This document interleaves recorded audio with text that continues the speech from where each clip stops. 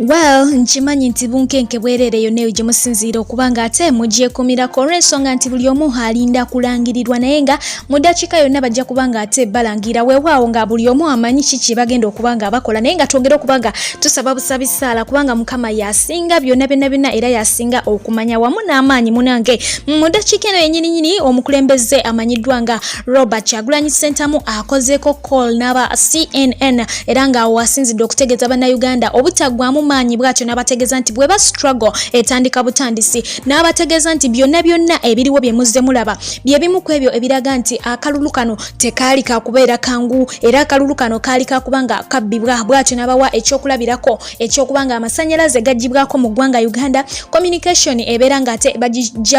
bagishatinga down wamu ne internet abantu nga tebasobola kubanga bawuliziganya bulungi nnyo nnyini ddala n'agamba ezo zonna signs za kubanga baprovokinga aba NUP okugezaako kubanga batandika olutalo n'agamba nti tebakomye okwo ne baba nga ate bamuzingako mu makage bwe batyo ne bamuyiira amaje ne bayungula abawanvu n'abampi abeeru n'abaddugavu beere nga ate bamusalako wali wonna nga bagezaako kubanga baagala kujja bantu mu mbeera okitegeera bagambe nti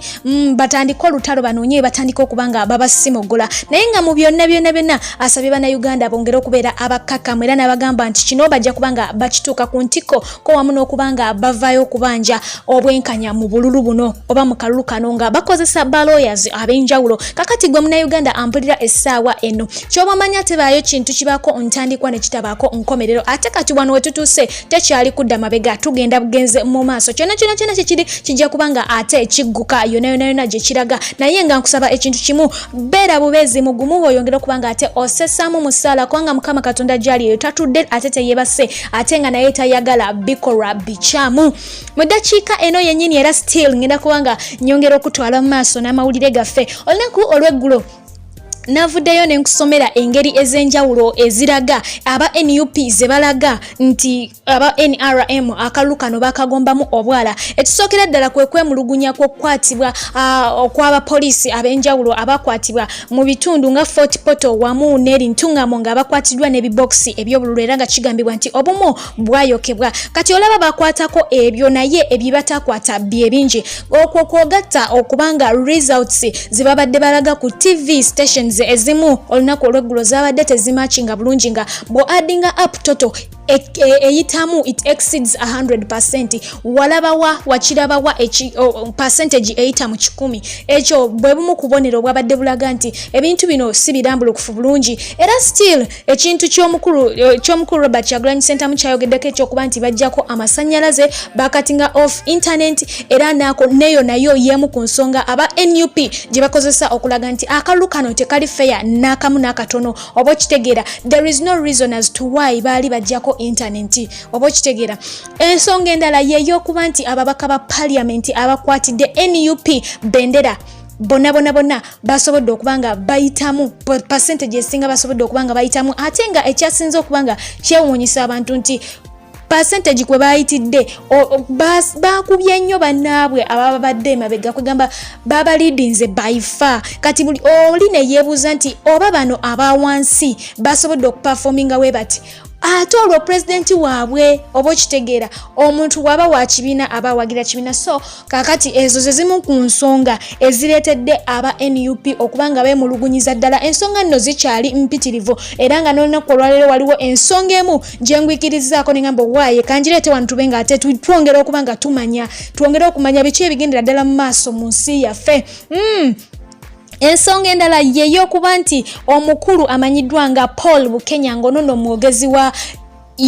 Electoral Commission oba okitegeera spokesman wa Electoral Commission ennaku z'omwezi nga 2 omwezi gwali gwa September guyita ogw'omwenda omwaka gwa 2020 omukulu ono yavaayo n'abeera nga wa information nga okulonda bwe kujja okutambula mu information eyo gye yali awa yayogera n'agamba nti akalulu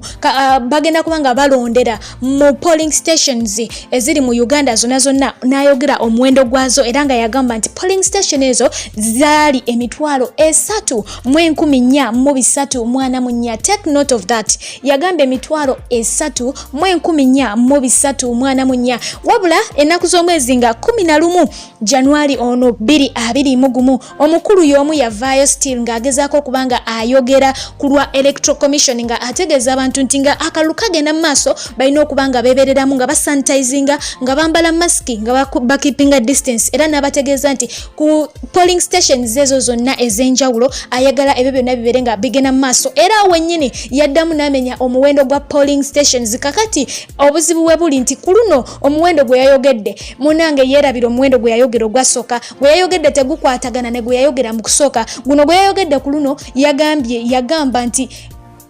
polling stations emitwalo 3,484 eyasooka yagamba emitwalo 3,434 ku luno yagamba emitwalo 3,484 nga waliwo enjawulo ya polling stations 3 nga zeeyongeddemu ndowooza onfuna bulungi kwegamba nabo bennyini boogera ebintu ate ne bamala ne babyerabira oba bakola ebintu ne bamala ne babyerabira so kati naako nako akabonero aba NUP bakafunye nga kalaga nti waliwo ekitagenda mu maaso bulungi ensobi zonna ze bakola bazinotinga y'ensonga lwaki nzija wano n'ensoma amawulire mubeere beegendereza mubeere nga munotinga ebintu ebimu bya mugaso nnyo mu bulamu.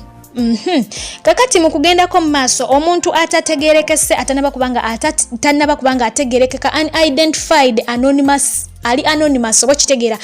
tannaba kubanga amanyikako yagenze bwatyo nabeera nga agwa mu bintu bya Electoral Commission yahakinze mu website zaabwe mu system bwatyo nabeera nga achankalanyamu kaawo ku bintu ebimu era nga wenjogera yatandise okubanga asikasikayo ebyama ebimu ku bimu ebivuddeyo ndabyeko ekiwandiiko ekiraga nti gavumenti yagenda maaso okubanga ate yeewola ssente obanga esaba eggwanga lya Kata gavumenti ya Kata ebeere nga egiwola ku ssente ero libeera nno bbanja ng'ate si ttono ssente zibalirwa mu ssente nnyingi nnyo nnyini ddala ate nga awo wennyini mu bipapula ebiriikinze oba mu information eyaliikinze mu bimu byajjeeyo waliwo ekipapula ekiraga nti gavumenti yatunda dda amafuta ge Uganda ne ssente nezirya ebyo byebimu ku ebyo waliwo eyanvumye wano nangamba mbu njegera kanjegere nenze nkugamba kiri ku ground kati gwe kiri gyoli okozesa omutwe gwo n'obwongo bwo n'omanya waawogwa omulala nangamba nti munnamawulire taba na side okubeera munnamawulire tekinzigyako kyakuba nti ndi muntu amanyi kikyenjagala naki kyennina okubanga nkola ate na mu kiseera ki ebyo byebimu ku ebyo nsobodde okubanga ate nkuwa mu kaseera kano kennyininyini naye nga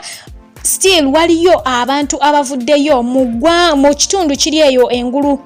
mu district z'engulu mu east ne babeera nga ate beekalakasiza ku district yaabwe oba ku headquarters zaabwe ewabaliddwa obululu obwa district ne beekalakasa nga balaba ebivudde mu bululu tebikwatagana ne byebalonze bo byebalonze bamanyi birala nnyo ate kati Electoral Commission byerangirira birala nnyo jjukira nti abantu aba East bye basinze okubanga ate bayirawo omukulu Robert Kyagulanyi Ssentamu omubiri bamuwadde nnyo akalulu nga bw'okiwulira bali eyo beekalakasa soka obeere nga ate obeerabirako n'amasogo.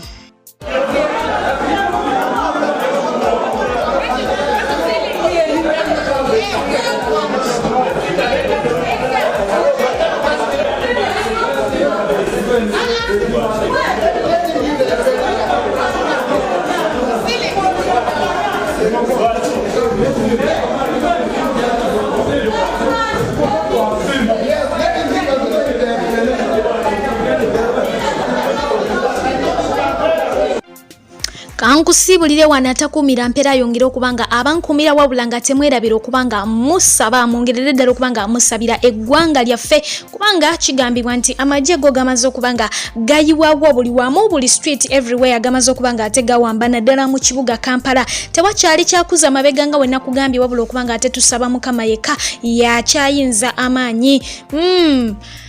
mubeere bulungi mbagala nnyo mweraba.